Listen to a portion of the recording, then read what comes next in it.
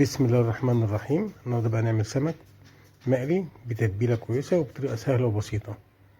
فلفل اخضر واحمر نقطعها حتت كده عشان نجهز التتبيله بتاعت السمك بتاعتنا. السمك اللي استعمله بلطي. توم هنقطعه برضو حتت كده صغيره. وكل الكلام ده هيتحط في الكبه او المطحنه او مفرمه. عليهم كمون، عليهم شويه كزبره ناشفه، عليهم شويه ملح، عليهم ليمون ومعلقه بسيطه من الخل. نضرب الكلام ده كله مع بعضه.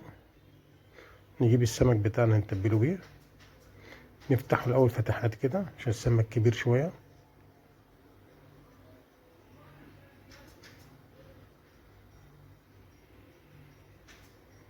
وبعد كده نحشيه بالتتبيله بتاعتنا.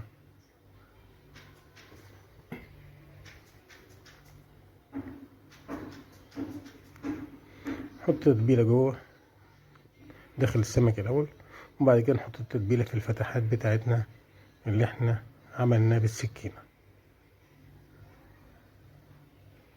ونركنه شويه. ونجهز بقى حاجه اسمها تلحيسه سمك: كركم، بابريكا، كمون، ملح، ميه. هننزل عليهم بنص كوبايه من نشا ونقلبه كويس قوي. هننزل عليهم كوبايه دقيق، هنخفه بشويه ميه.